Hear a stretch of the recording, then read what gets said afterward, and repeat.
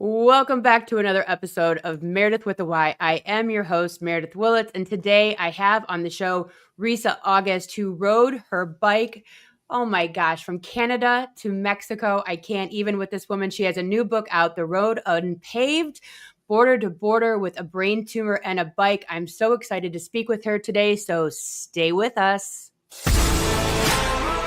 Hello, everyone. This is Meredyth with a Y, and I am your host, Meredyth Willits. Today, we are going to go deep, changing lives, and I am giving you the keys to the castle.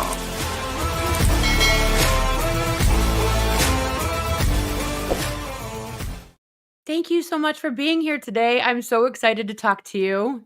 I am so grateful to be here, Meredyth. Thank you for having me on your show. And before we hit record, you told me that you're also from Ohio. Yes, just southeast of Cleveland. Unbelievable. Two Ohio girls right in the same podcast. This is fantastic. Yes. So I'm not even going to pretend like I can wrap my mind around what it's like to ride your bike from Canada to Mexico and recently across northern Spain. Where are you at in your healing? Bring us back to the beginning if you don't mind. Sure. Well, it was, I would say 2011, I just finished my first Ironman race in 2010. And the following year, my friend was like, hey, do you want to go ride 500 miles around Oregon? And I said, sure. Sure. And yeah, right. But I started noticing changes in my body that like things weren't operating the way they used to. And what does that look like? Like, I know I just went through menopause and I'm still trying to figure out this brain fog. I told my husband at dinner last night, I'm like, I'm not sure if I'm getting Alzheimer's or this is the menopause brain fog. So not that we want everyone like, Googling every symptom, but what did that kind of like, you were obviously a healthy person who, if you're doing Ironmans, I mean, hello. So what does that look like as it's starting to creep in? Well, one of the things that stuck out was I gained 40 pounds. Oh my gosh.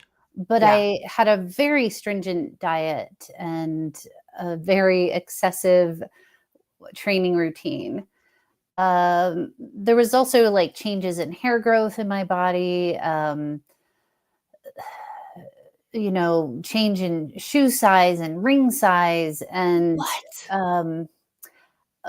and I was bonking in my workouts. So at the time I didn't know this, but there was probably some glucose issues going on and so it just wasn't making sense to me, but I was trying everything. Were you going to the doctor? Were doctors saying, oh, it's hormones. Oh, you need to diet better. As so many of us get gaslit.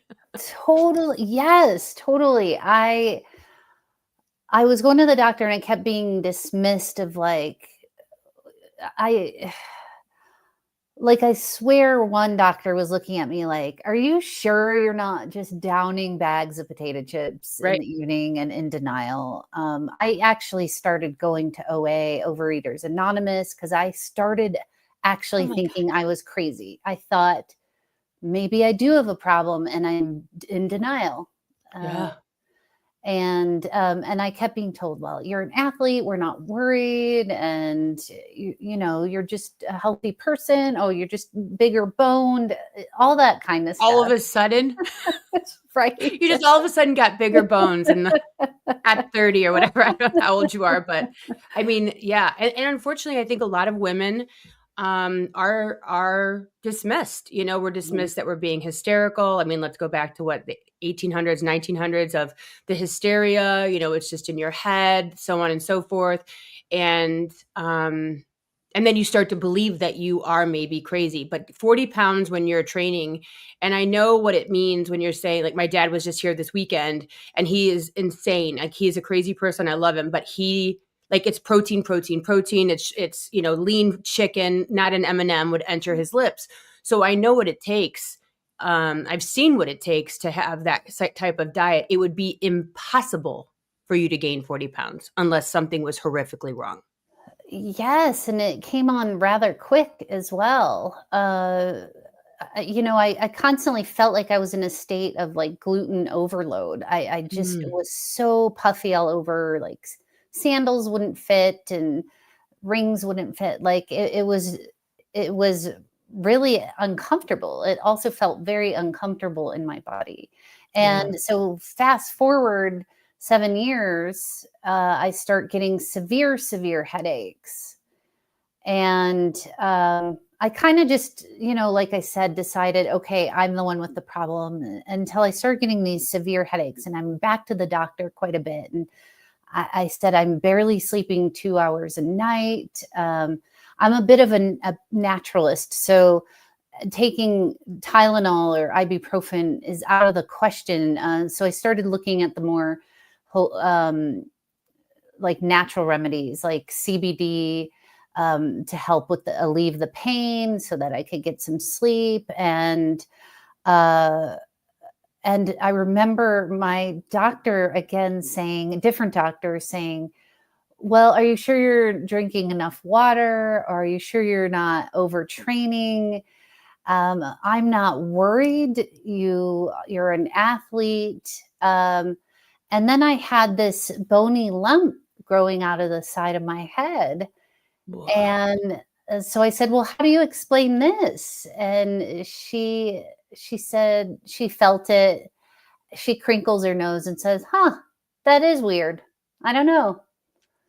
And Oh, so I said, "Can we please order an MRI?" And she said, "No, I'm not worried. I think you're probably just overtraining, and I'm not worried." And I said, "Okay, well, I hear that you're not worried, but I would love to rule it out. I would love it to come back clean and to rule that out." And she said, "No, I don't think so. And besides, they're really expensive."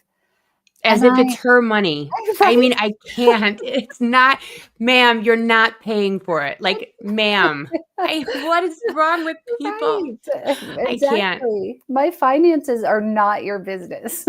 Right, or my insurance, or what they will pay, or any of it. Right. And PS, I have a bone sticking out the side of my head from not overtraining, PS. What?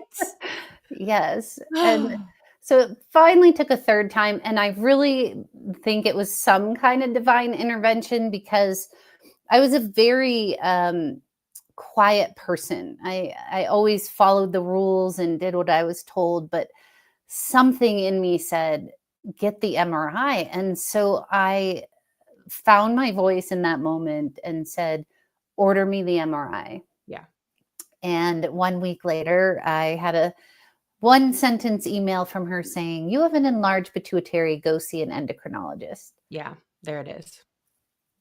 What does that Via mean? text or email, right? Like, not Yes. even the courtesy of a phone call. Yes, Oh, I was wrong, but I'm not gonna say I'm sorry or, like, any of it. exactly. Yes. Oh, I'm so So, sorry you went through that. I actually just had a ultrasound for something completely benign recently, and the radiologist and I were talking about the ultrasound tech and I were talking about how people are getting these diagnoses via my chart.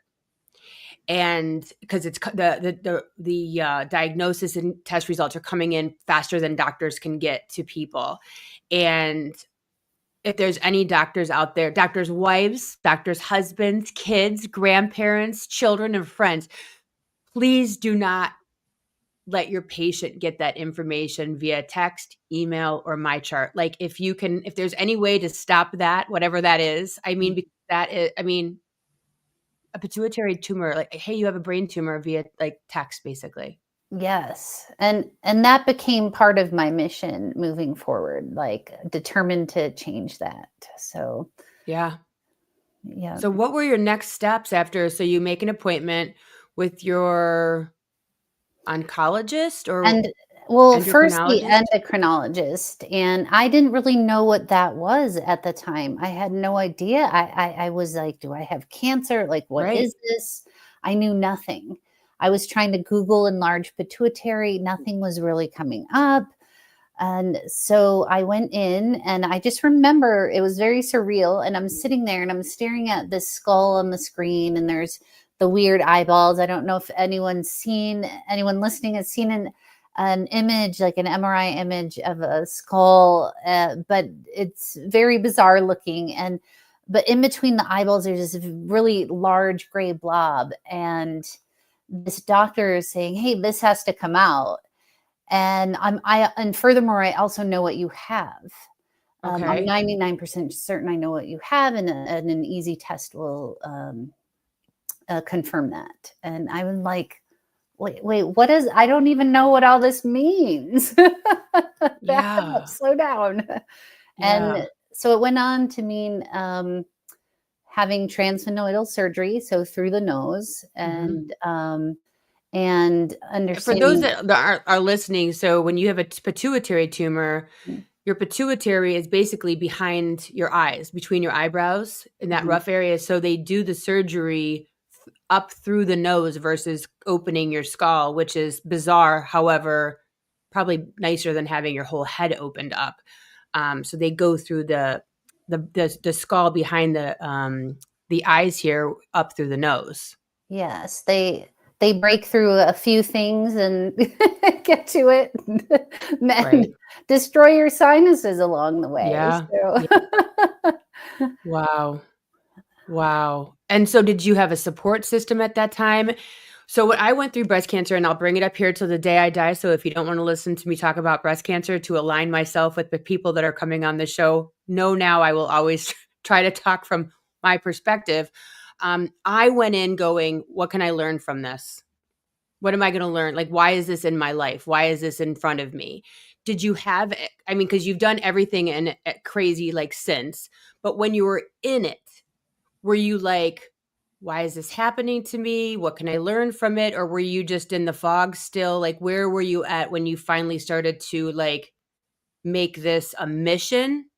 When did that kind of turn the corner from victim to mission, if that was ever even a thing, being like a victim or just confused participant, I should say? yes. Well, there was these um, two parts of me at battle. There was what I call old Rissa and the emerging new Rissa. And the old Rissa was like, okay, well, let's just get this out so I could get on with my life. I have a busy life. I have to get back to training. I had a 250-mile bike ride in a month. I was in this old mindset of, um, this is my life and I don't have time for this. I have to get back Okay. to. It was an inconvenience. Yes. Okay. And then I quickly learned in the months following surgery that my life would never be the same. As it should be, right? Like, I mean, we have to kind of, it changes us. I think that that's why this crap comes into our life, is to change us forever, right? I Mhm. mean, or why have it be such a big deal? Why have it be so profound? Let it change us, right? Yes. And I resisted that for a long time. And there was a lot of grieving the old self and learning to embrace the new self. And once I did, my whole world opened up. And Yeah. I'm such a better person for it. I I feel that I started my life after breast cancer because I was always waiting for the one day. Like when my husband retires, when my kids graduate, when they go to college, then I will, then I will, then I will, because I was the proverbial mom. Like there's no way that I could leave my family to go to Bali. Like that's so rude. That's so ridiculous. Like who does that? And I my saying is when you shake hands with death, you start living real quick. Although I think that you were living, I mean, you're doing triathlons and all this kind of stuff. I mean, it sounds like you were definitely living your life. So what changed from being that to the now, outside of hundreds of podcasts and awards for your book, which I will read in a second, and writing this book and, going all over the world, basically riding your bike for awareness? What was the difference between the old and the new you? Gosh. Well, first, everything you said just resonated with me so much. And uh, the old Risso was extremely rigid and narrow. I would say narrow-minded, although I Blinders. thought I had an expansive mind, but Blinders. Yeah. right. And, and I didn't understand why the world, like everyone in the world, didn't operate the same way I did. And I was very impatient and probably more judgmental than I would like to admit. And I might even say, I don't know if I'm allowed to swear. You're allowed to swear. I would say I was kind of an asshole. Yeah. Yeah. And I wouldn't have thought that. I always thought my heart was in the right place. And then I realized, well, it was in the right place on my terms. That's so good. That's so good. Don't you think that the things that we go through in life, like we're born not judgy, we're born full of love, we're born this just like wonderful specimen. And then all of this like crap gets added on, right? The judgment from school, parents, church, friends, whatever, right? It gets kind of added on. And then we have to take it off, you know what I mean? Slowly, and then find our way back. I was at something recently and I was sitting next to this person and they were like just judging people around me. Like I was trying to keep up. And I was like, wow. I've been thinking about it. Actually, it's so weird that you're bringing this up. I've been thinking about it the last 2 days. Like, wow, like, I don't think I would have even like thought to look at people that way anymore. Like there's so much that's been peeled back. And it feels really, really good to have that, that piece of me, because I always tell my clients, I'm a coach, is like, you're a coach. We'll talk about that too. I always tell my clients the shit that you're saying about other people, multiply it by 1,000, and that's what you're saying to yourself. The way you judge everybody, as soon as you catch yourself judging, like realize that you're just as mean to yourself. You're just as hard on yourself. And so the less you judge other people, the kinder it just kind of is. You just become more, have more grace and love and kindness for the world around you and yourself at the same time. Yes, absolutely. Yeah. Yeah. So what made you A, write a book, and B, go from Canada to Mexico on a bike? What were you thinking? Yes, there were times I was asking myself that, actually. I remember it was actually a very profound moment in my life, and I was sitting on my sofa for another day. I had just completed 6 weeks of radiation treatments. I had no energy. I was lying in these tattered gray sweatpants that were all like worn out at the hem. And I had this faded purple hoodie on. And I swear I'd been living in that, it felt like, for 2 years. And I was looking for another show to binge watch. And my husband at the time was like, hey, do you want to try taking the dogs for a walk? And I remember thinking, maybe tomorrow, not today. And so he left, and I remember thinking more, and I was like, gosh, this is no way to live. This isn't how I want to live. If I lay here for one more day, I feel like I'll die. And it sounds over dramatic, but that's really how I felt. I felt like I would die. And so I realized in that moment that, okay, I need something to strive for, something to live for, a goal to reach, something to reignite my spark. And so I pulled out my bucket list, and I'm like, what are all the things I've ever wanted to do that I've been putting off or making excuses? Oh, I'll do them later. Well, I can't do that. What, The later, I'll do it later. I'll do it in a year. Yeah. Someday. Yes. And I remember looking at it and thinking, oh my gosh, bike coast to coast. And that was always something I wanted to do. And so I started looking at cycling routes, and the one I found that I was like, this is the one, was the Pacific Coast route from Canada to Mexico. It's a 1,845 mile journey. And I was like, that's it. And that was the day I signed up. I was like, I'm in. And Wow. I had 14 months to figure out how I was going to do it. Yeah. That moment when you finally decide it's the fork in the road, right? I mean, it's the fork in the road. What am I going to do with where I'm at? I always think that I'm a big believer that we kind of chose what we wanted to accomplish in this life, right? And so we're going to tap, tap, tap, back on track, tap, tap, tap, back on track, right? It's the hangover. And then we don't know that. Like that we know it, but we don't know it, right? Some of us know it, some of us don't know it. Some of it's, like when you're in it, you can't see it. Mm-hmm. And then we look back on it, we go, oh, that makes sense. I think there's so many moments that are so pivotal that you could either succumb to it. The other day I had like this very stressful situation. I wanted a cigarette so bad. I'm an ex-smoker. And I got in the car with my husband and I'm like, let's go. I'm getting a pack. And we just drove around and I just kept breathing and driving around. And then the next day I still wanted one. And we kept, like I just kept like, and it was like, do you want, because once I have a pack, that's it. It's going to be another 6 months that I'm smoking. Then I have to quit again. It's a whole cycle.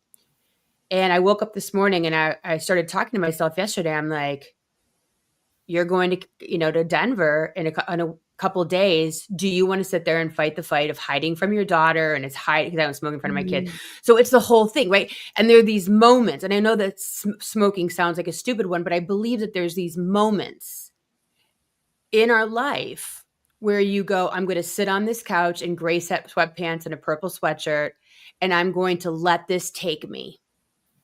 I'm going to let it take me. And I'm just going to go into a depression and I'm not climbing out. Or you're going to say, I'm going to use this as a catalyst to change the rest of my goddamn life. And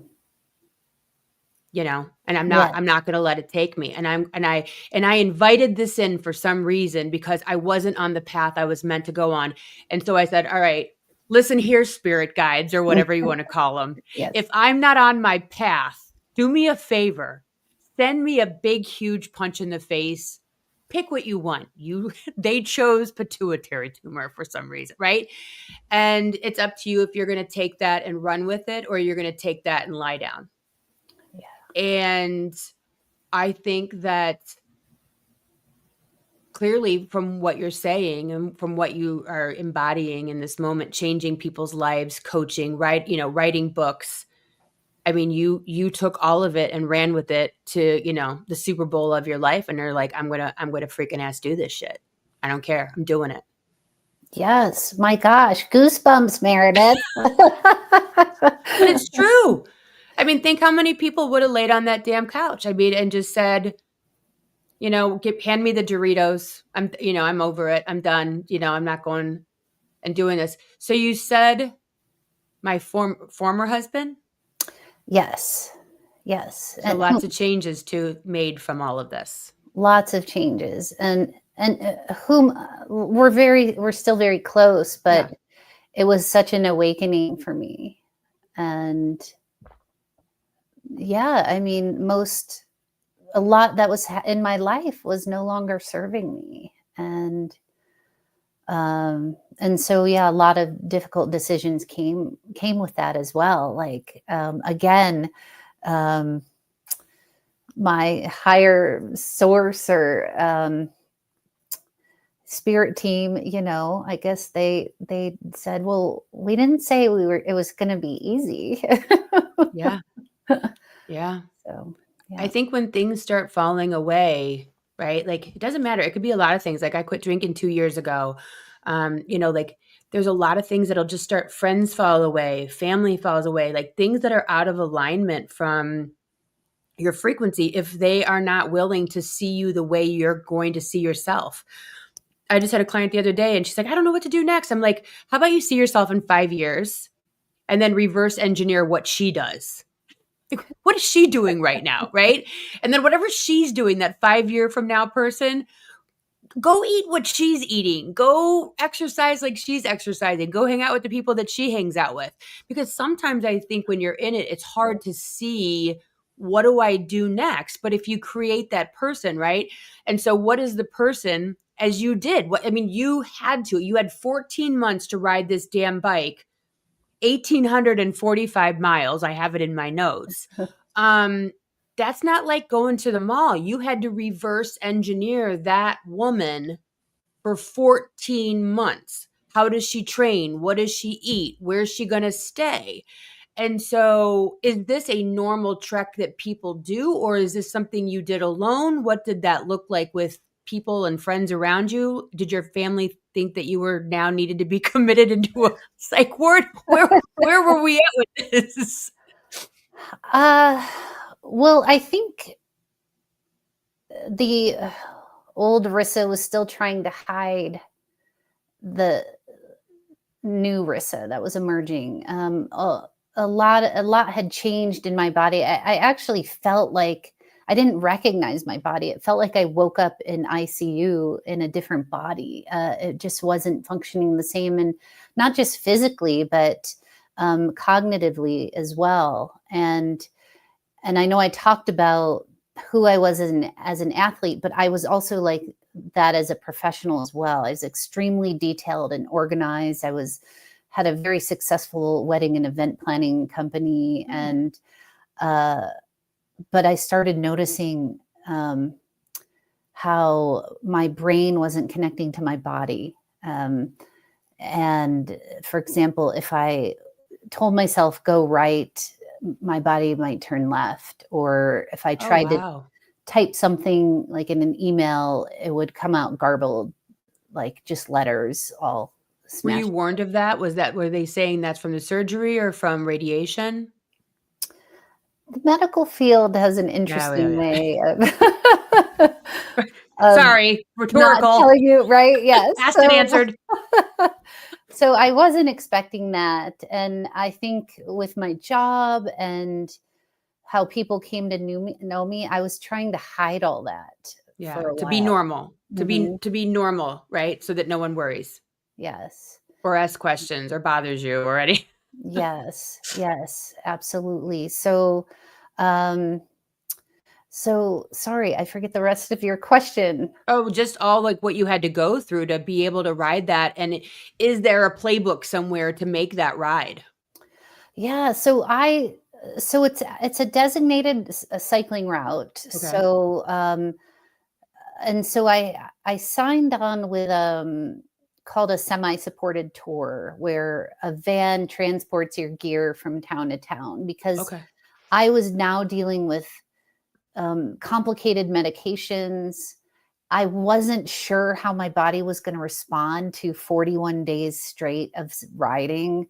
It's one thing to go out and do a 65-mile one-day ride, but then you have however long you want to recover afterwards. This was 41 days of 55 to 75 miles a day, and I had no idea how I would respond to that. And so I went with a semi-supported trip. There were 9 other people on the same trip. None of us knew each other. I went in very much. There were 9 of you? Mm-hmm. There were 9 cyclists? There was 10 total. So yeah, 9 other cyclists, sorry. And I remember going in with the mindset, old Risa, like, I'm going to do this on my own. I need to heal myself. This is all about me. And if these people think I'm going to be friends with them, like, not happening. And I think we might have been the same person prior, because I sorry to interrupt, but it's like, I'm listening to you going, oh my gosh, it's the superwoman. Like, it's like, I can do it. I'm here to save the day. I can do everything. I can handle everything. Like, I need no help. That's one thing I learned with cancer, was I learned to be vulnerable and ask for help. Like, I need you to sit with me. I need you to hold my hand. I need you to go to the doctor's appointment. I need an extra set of ears, like whatever it is. Like, I learned to not be a superwoman as much as humanly possible for a woman to put that sword down. But I'm sorry to interrupt, but I'm just listening to you going, oh my God, it's the same. Yes, I get it so much. And I remember even thinking that there were people that were like, well, you can stop anytime you want and get a flight home. And in my mind, I was like, are you crazy? That's absurd. Like, no. Yep. And so there was still that I mean, determined, Rissa, but also stubborn. And I'm going to show everyone and prove to everyone, I don't want people to look at me differently. But yeah, so I ended up completing the ride and writing a story about it. And my mindset around support and how I wanted to move forward in my life. That was kind of the starting point of that change. So for myself, I live away from family. I've been traveling around with my husband and his job since we got married, so around 34 years old. And I am super aware that every time we've moved has given me another opportunity to reinvent myself, right? Because the old people, seeing the old Meredyth, I get to leave her in Ohio, in Philly, in Florida, and then become a whole new me, right? Because I believe that the world around us reflects back who we can or are allowed to be, right? So like if we're around our high school friends our whole life, they might see me as 16-year-old Meredyth who was a knucklehead or a nerd or, whatever the words are and so you feel that those eyes, right, defining you. Mm-hmm. What was your proximity to the people that knew you, and how was that, based on that information, how was that to redefine yourself or reinvent yourself during this time? Oh my gosh. Wow. Sorry. Yes, I think I have to think about that because like I said, there was this part of me really trying to show up as who I always was. So, okay. And so the people around me were kind of like, oh, Risa doing another crazy thing that no one else would ever do. And so you were trying to get back to stasis. You were just trying to find your center back at the beginning. Yeah, I think I thought that's where I was supposed to be, but I thought that because that's where everyone else put me.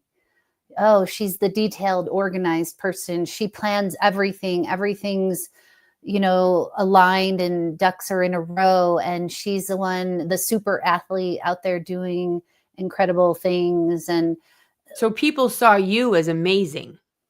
And so you wanted to get back to amazing, which you did. I had to uphold that perception of me. Right. And then you decided to say, I can't, I don't. So you got back to where they saw you. And then when did you decide, holy shit, this isn't necessarily who I want to be anymore? Like, I got there, I did the ride, I did it in the same amount of days as, quote, healthy people did it. And now I don't know if that's really how I want to be defined anymore. Yes, I don't know that there was necessarily one moment, but I remember finishing the ride and it feeling anticlimactic, really. I was like, well, my road doesn't end here. I still have a whole bunch of stuff I have to deal with. Like I have to go home and deal with. Yeah. The road goes on. And so I think it was slowly over time of, again, practicing using my voice, and living life on my terms. But it was a little by little, like chipping away at the old self and the facade. Yes. And allowing those new parts of me to emerge, or maybe the suppressed or hidden parts of me emerge.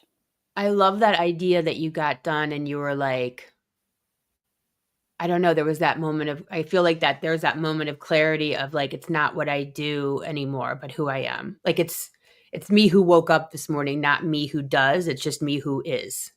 Yes. Yes. Right. Like I have more to offer than the boxes I can check. Absolutely. And getting untangled from how the other people around us perceive us, like getting just untangled from that mess of, well, but it doesn't matter because I'm going to do this on my way, like on my terms. I'm going to wear a neon green button down if I want to. And so it was little by little finding that and really letting her out.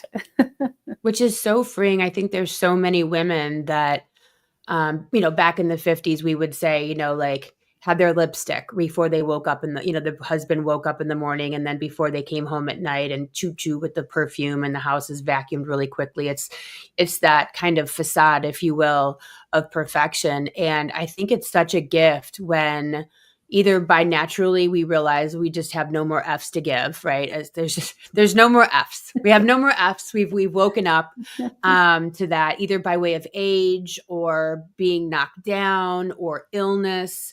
And I always think that people that invite, again, by way of course correction, like I said, you wanted something for your life before coming here, and you're like, all right, guys, whatever needs to happen, make sure I get there. And they're like, all right.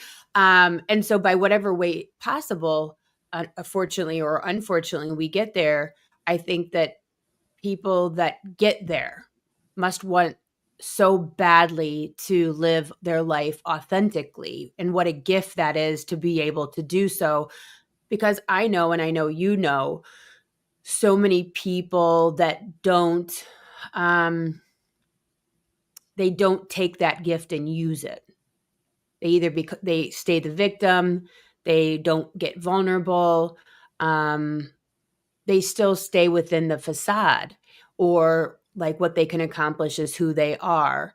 And I'm starting to realize that what I do, like this, for example, and I'm sure because I want to talk about, because you also are a Gestalt practitioner as well. I want to talk about that. And also where you're at in your healing journey. I think that, we've been given a gift, even though it was a hard road.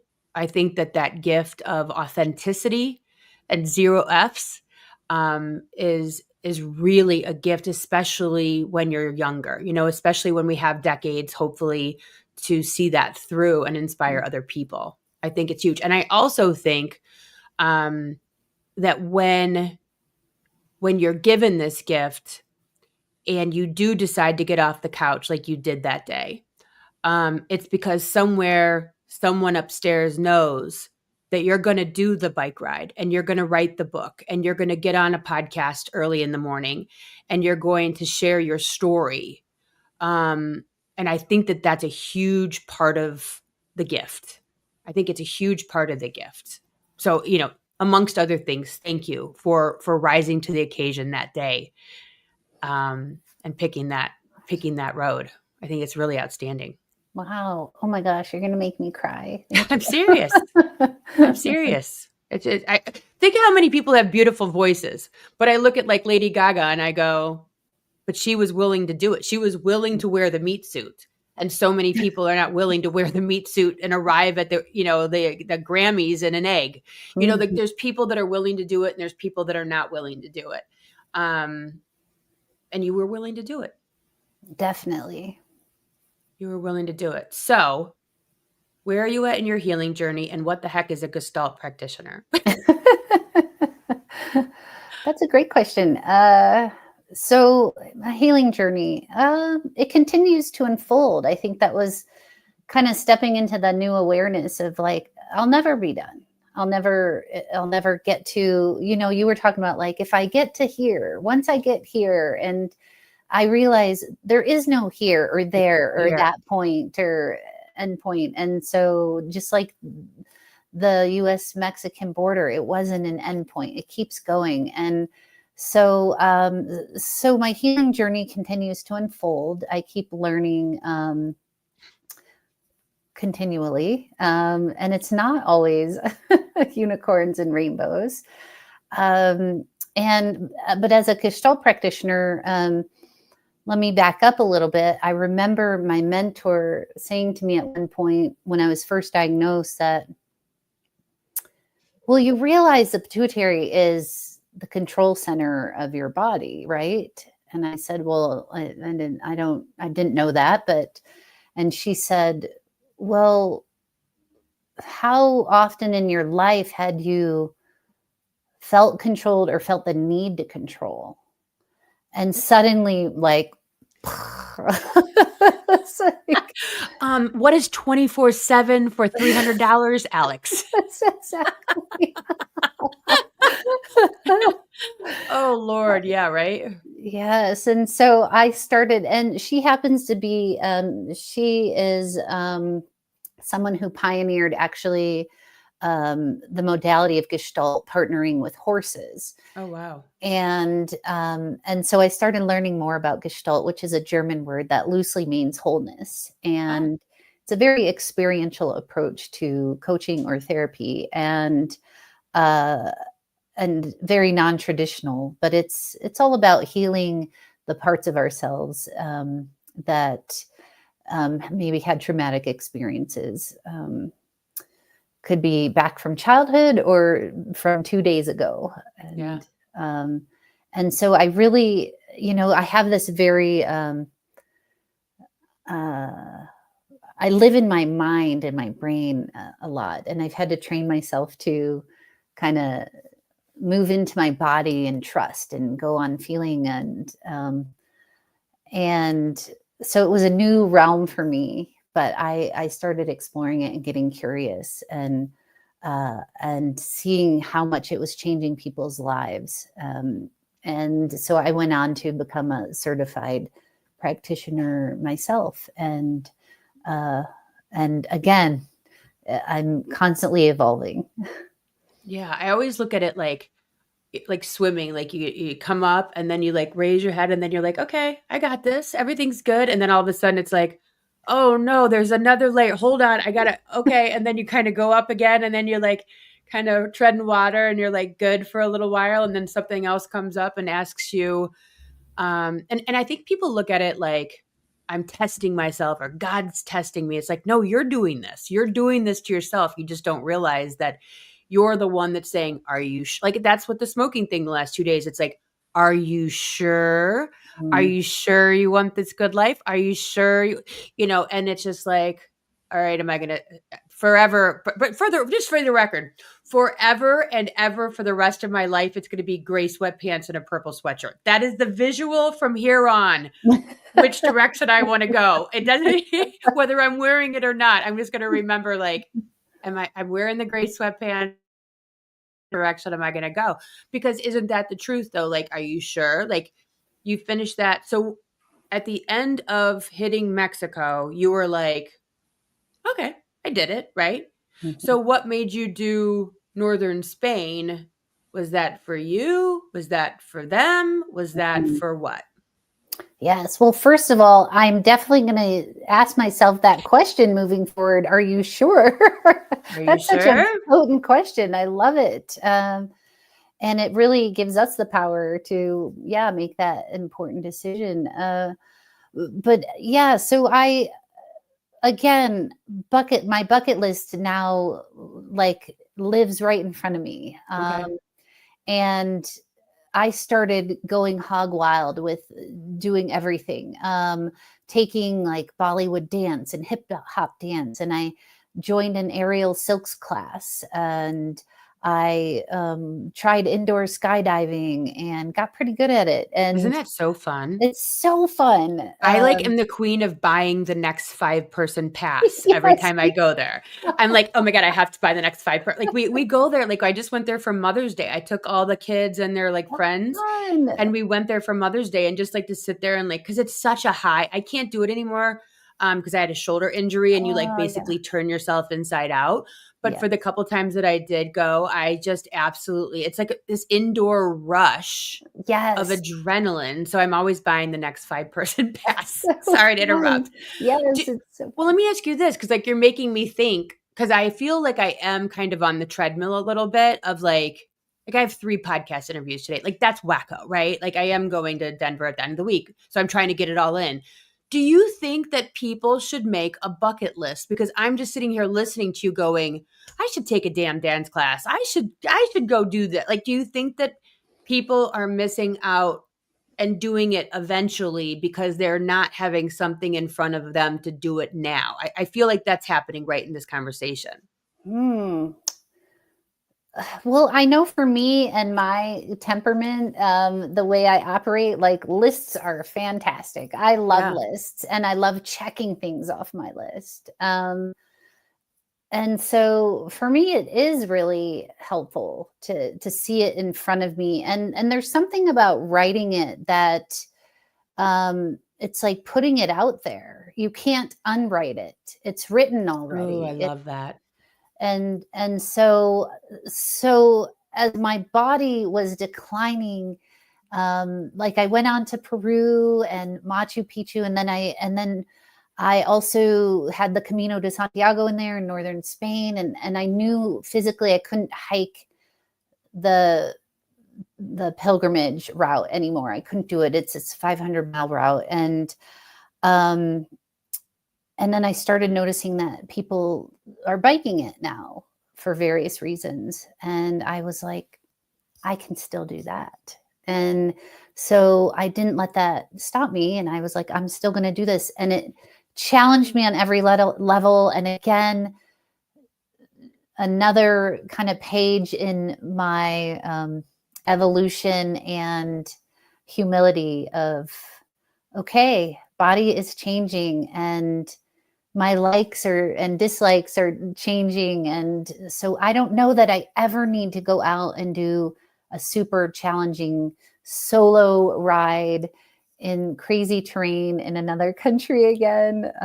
I think this girl maybe wants to be a little more pampered moving forward. So But again, but all that, of don't you think, as you and I are sitting here right now in this moment of connection, don't you think the statement, "I think I'm ready to be a little bit more pampered," is just as vulnerable and courageous to the old you yes. as riding a bike 1,845 miles, Yes. Oh my gosh, you called me right out on that. Yes. right? Absolutely. Hmm. I mean, because that's a big statement for the you of 2005. Yes. "I'm just gonna chill out." Yes. What? How dare you, Absolutely. right? And I think for a lot of women, um, sitting, especially, I don't know how old you are, but, like, being raised by a boomer myself, like, you sleep when you're dead, you're up at Saturday morning doing baseboards, and why are you being lazy on the couch, etc. We as women, I know men deal with this as well, like, you are what you do, you are how much money you make. But I think for women, there's that old, like, I'm being lazy, I'm having a lazy day, oh, Mhm. what we have all the excuses, oh, I just finished all the laundry, so now I'm going to sit down, I Yes. just cleaned the whole house, so now I'm going to watch TV, so, like, we're constantly looking to justify rest and self-care. Yeah. And so I think that where you're at is exciting to listen to, even I've known you for 50 minutes, is that all of this is the 1845. There's a sweatshirt in there, right? Right? The 1845. Like, that's a good sweatshirt right there. Yeah. Because it could mean a lot, right? Mhm. 1845 is, can you sit on the couch for 18 minutes and 45 seconds and not make an excuse as to why you're doing nothing, Oh or my why you're god, just reading a brilliant. book, or That's why you're brilliant. just, Yeah. right? Yes. Yes. It doesn't have to be 1,800 miles. It can, like you said, be your own 1845. Your own, what's your 1845? Like, Mhm. like, you don't need an excuse to do it, and you don't need to feel like, you just do it. Just do it because you want to, because it feels good. Um, yeah. I mean, maybe you did wake up in another body when you woke up from that surgery. Maybe, Yeah. like, who knows? That's the question. But that is, I think that you have so much to share with the world. Um, and when you can look at, I don't, are you at the place of looking at your health scare experience? Are you at the place that you can look at it as a blessing and a lesson? Absolutely. Yeah. Such a gift. And I still, I face the challenge of my body declining um and it actually just it fuels me more to okay, live on my terms, make it count, live the life I want. And so I really do see the gift in that, because, I think we touched on this earlier. We're surrounded by people who they don't ever get that opportunity to view things from a different perspective, and I don't mean it to call it an opportunity. Other people might not, but I really saw it as an opportunity to be a better person and to live life fully. Yeah. I see my breast cancer as being the pivotal moment of my life that shifted everything. Before then, I was like complacent. It was like tomorrow is fine. It was like I had all the time in the world. There was a million things. Like I just took everything for granted. And now, and I think that I'm stronger too. Like I think that I'm mentally stronger. I think that these things, like you're either going to get off the couch or you're not. Moments, and if you take advantage of them, that's huge. So your book, hold on, let me pull this up, because it's kind of like, holy crap, 5-star readers favorite, independent press award winner, international impact book awards winner, next generation indie book awards winner, Regal Summit Book Award winner. I mean, do you remember all those? Yeah, I actually just won a 6th one, the William Shakespeare Award, with the Independent Author Academies, which, I continue to be surprised, but also like grateful. And I just submitted my screenplay for the book as well. So. Stop. Well, if that happens, you have to come back, because I need a bump up. Have a freaking screenwriter on the podcast. I have an acting coach later on today. She's an acting coach. She was a showgirl all over the world. She's going to be on today at like 1:00. She's been a acting coach for people in This Is Us and all these other TV shows. So, but if you get that, you have to come back and dawn me with your presence. That's so exciting. I would love. I mean, that would be that's a good. I would go see that movie. Yes, I hope they add the dark humor that I actually have and wrote into my book. So, yeah. Yes. Yeah. I love that. Well, thank you so much for being here with me today. Your website is risaaugust.com. This is all going to be in the show notes. Your book, where can they buy your book? You can get my book on Amazon, or you can find it on my website. You can order it from your local bookstore if they were not carrying it. And that's The Road Unpaved, Border to Border with a Brain Tumor and a Blank. Again, 1,845 miles she rode from Canada to Mexico. And your company is Feather and Sage Coaching.